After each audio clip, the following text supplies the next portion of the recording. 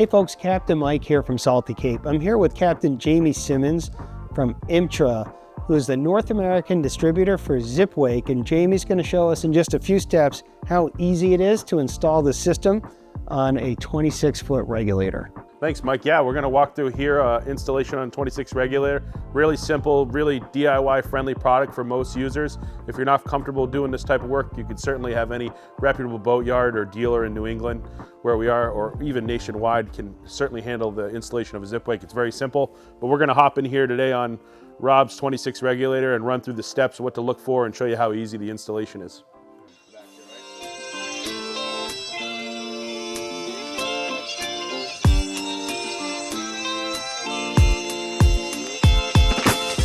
So Rob knows 10x about this system more than I do. So I'm gonna let Captain Rob sort of fill us in all the juicy details. All right, thanks, Mike. We're super excited. It's a major upgrade, and we've been looking forward to this for a really long time. One of the main points that I am gonna like a lot about this system is the comfort factor. The boat's always gonna be running at optimal ride angle. So you're not gonna have to be thinking about even adjusting it. It's gonna do it for you. And when people are moving around, the boat's gonna adjust for that. So when you get back to the dock at the end of the day, after standing on a stable platform, you're gonna be a lot less tired and less fatigued when you're standing there trying to adjust yourself instead of the boat adjusting for you. Yeah, so I was reading about Zipwake. It's significantly faster response time than your standard trim tabs, the old school version. And so when you're running, especially 30, 35 knots offshore, all the little motions of the boat, the speed of the system's just gonna really level that boat out. And to me, that's worth the price of admission alone. Just at the end of the day, you're going to be so much less tired, especially you run hundreds of trips a season, and that's amazing. Some of those runs are a little long. It's going to make those a lot easier. And then that directly couples with the second thing I'm excited about, which is going to improve the efficiency markedly. If the boat's running in an optimal angle, then that means you're burning less fuel. And when you go back and fill up at the end of the day, that makes a big difference on the end of the season when we're putting 1,000 hours a year on these boats. Yeah, and tuna fishing, make long runs, even all the short little inshore trips, all that adds up. And fuel ain't cheap, especially these days, and that's a huge selling point, at least in my opinion, to the system.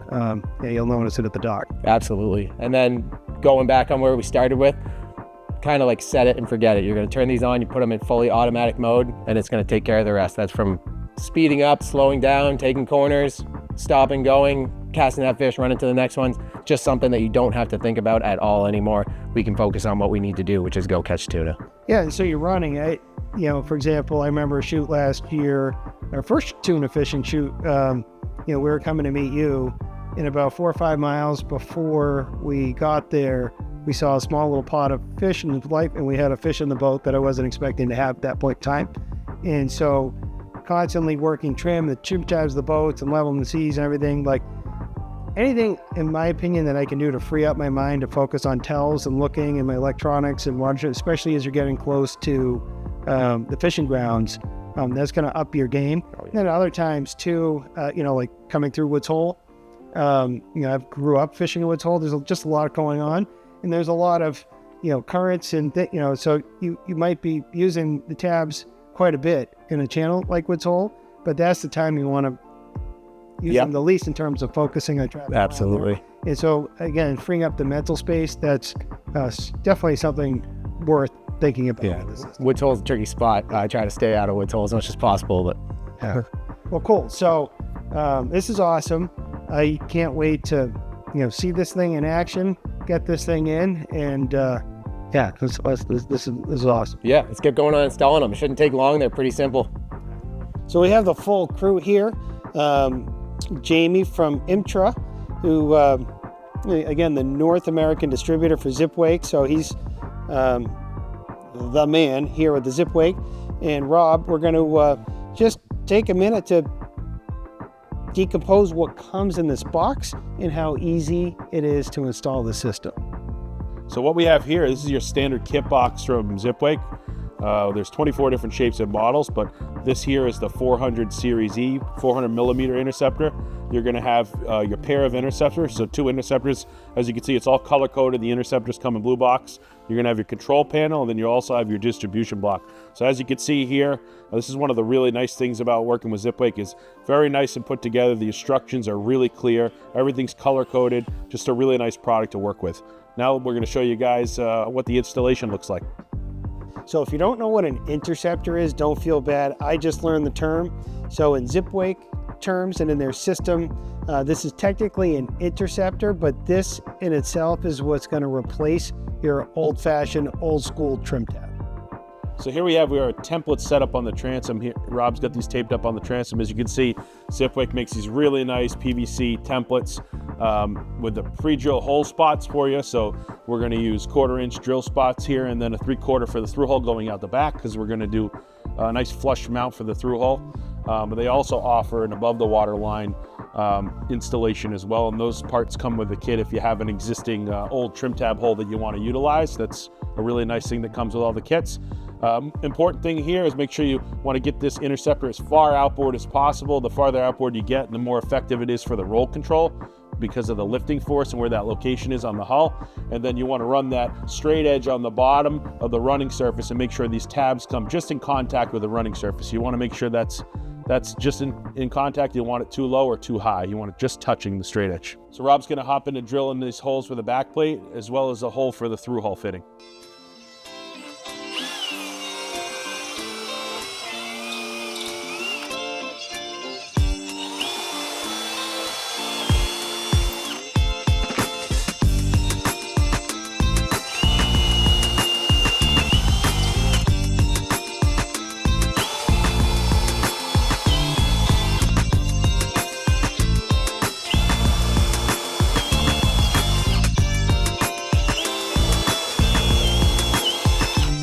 Okay, so this obviously is an easy system to install, but I gotta say, well, A, I hate drilling holes into gel coat.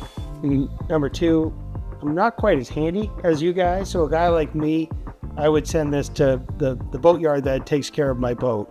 And is that something, so how does that work? Yeah, great question. As you can see, the product is really nice to set up for the, a guy that's handy like myself or Rob that wants to do DIY project. But majority of our boat owners that are getting the Zipwake system added on, they're just going to their standard boatyard that's taking care of their boat. Almost any reputable boatyard or marina can take care of this installation for you. Really simple installation. We also have a really vast dealership network nationwide. So you can go on to imtra.com and take a look at our dealership network, and they'll show up on the map, and you can type in your zip code and they'll show you exactly where you can go have a certified dealer do the install for you. Now, seeing how easy this is to install, I got to imagine that goes a long way to having it be a reasonable budget to install one of these things. So it's it just seems so easy and so efficient to put these in. Yep, in a perfect world, if you had a nice clean transom like we have here at Rob's boat, you're looking at obviously the cost of the equipment and then a day or two of labor max. So in terms of labor, and if everything's right like Rob's boat, we can do this in a day, no problem. And so one thing I'm seeing and thinking here in this whole process, I'm around the water a lot, fish a lot of our Hoagie customers and Salty Cape Land, and a lot of people spend big bucks on electronics upgrade. Seems to me you get a lot of bang for your buck with this compared to new units or everything. It just seems like such an obvious upgrade to a boat, assuming it works with the transom.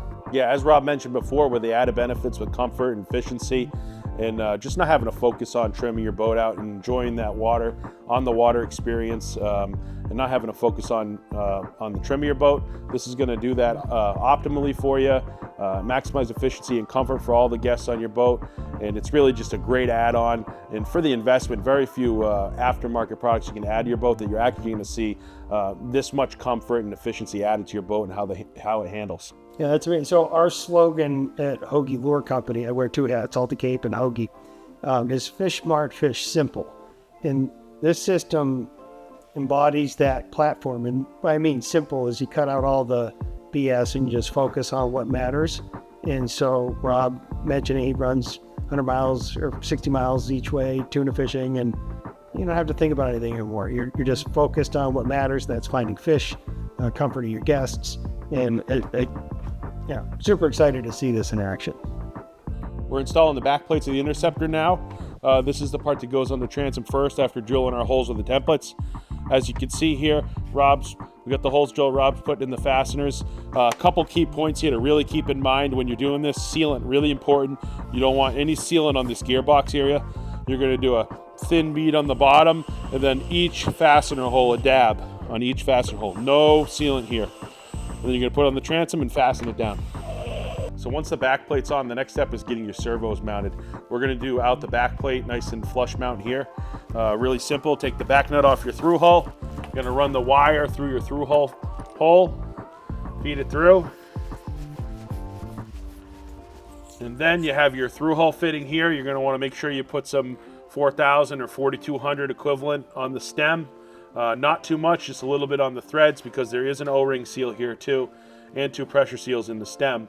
We're gonna seat that down, and then you're gonna wanna make sure your rack is all the way to the right-hand side. It has to be the right-hand side, and you wanna make sure it lines up with the drive shaft of the servo. So you wanna get in here and make sure that that lines up, and it should sit nice and flush. And one of the other key things here is once we get to this step, for the servo and the front plates, all these fasteners are gonna be torque sensitive.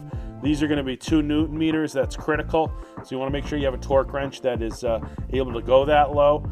We sell them at IMTRA if you need them.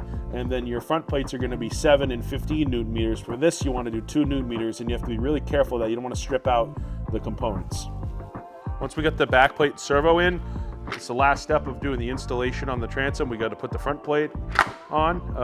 As I mentioned before, these are torque sensitive. We're going to do 7 Newton meters on the smaller fasteners and 15 on the 40 T40 fittings on the larger fasteners. So we're going to make sure the blade is in the up position.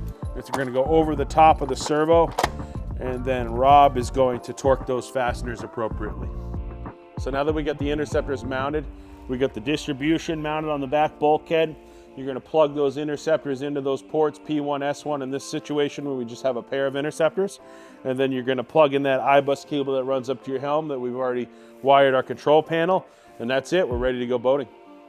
Last thing you're gonna wanna do after you get your system hooked up, you're gonna power your system on, you're gonna wanna do an Interceptor check. You're gonna go into the menu, go to Interceptor setup, and go down to Interceptor check. And you're gonna select that.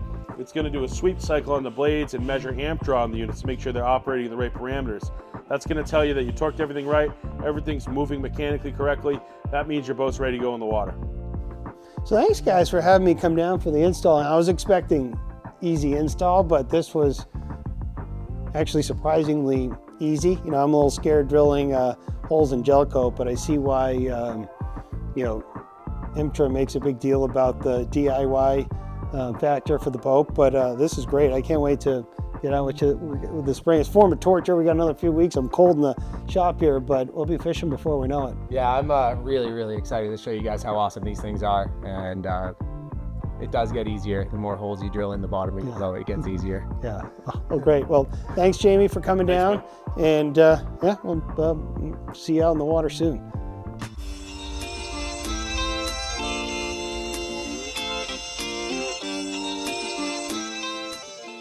So here we are, out here with Captain Rob, our first striper trip of the year. And this is actually my first time on the water with the Zipwake that I knew about. And so I've heard all about these things, and Captain Rob is just gonna walk us through.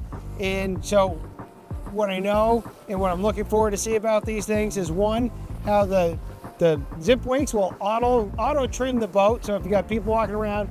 But number 2, it'll attenuate the bow, so it'll keep the bow trimmed on acceleration and help mat the boat down in rough seas. And so we picked a perfect day for that. 25 mile an hour winds out of the southwest, long fetch down Buzzards Bay. Perfect opportunity to show these things off. Totally easy to use. My favorite thing about it, you just turn it on, basically put it in auto, and it does all the work for you. So we're idling out right now. We're just coming out of the harbor and about to put it up. So I'll go ahead and put it in auto. And so it's one button push and you're in auto. One button push, you're in auto. And that automatically, since we're in idle, pushes the tabs all the way down. And So what is down going to do when the down's tabs gonna go lower down? the bow when you're getting on plane. So instead of coming up with a big bow raise and you can't see out your front window, it's going to keep the bow down. The boat jumps right up flat, and as soon as you're at cruise speed, the blades will come back up and the boat will optimize for the roll. How quickly does it recalibrate itself on plane? Is it instant? They're really quick. Yeah. Yeah. So effectively instant. Yep. It just. Yeah, there's a small delay, so when you're turning, it doesn't mess up your turn, but it's pretty fast. Oh, yeah, that's what I was worried about. Yeah, I could get. Oh, that's awesome. So windy day like this, definitely going to be using the Zipwakes. Favorite thing about them is how easy they are to use. So we're about to put it up on plane and head to where we're fishing. Just going to go ahead and put it in automatic, which is single button. And what that does, it lowers the interceptors all the way down so that when you take off on plane, your bow stays nice and low. A lot of boats, when you put it up on plane, the bow comes way up and you can't see out your window. And that's especially dangerous in fog, when it's dark, and Inefficient. inefficient for sure, and definitely uncomfortable feeling not knowing where you're going. So with the interceptors all the way down, it'll help the boat hop right up on plane, nice flat running. And as soon as it gets on plane at cruise speed, it'll start bringing them back up for an optimized efficiency and comfortable ride.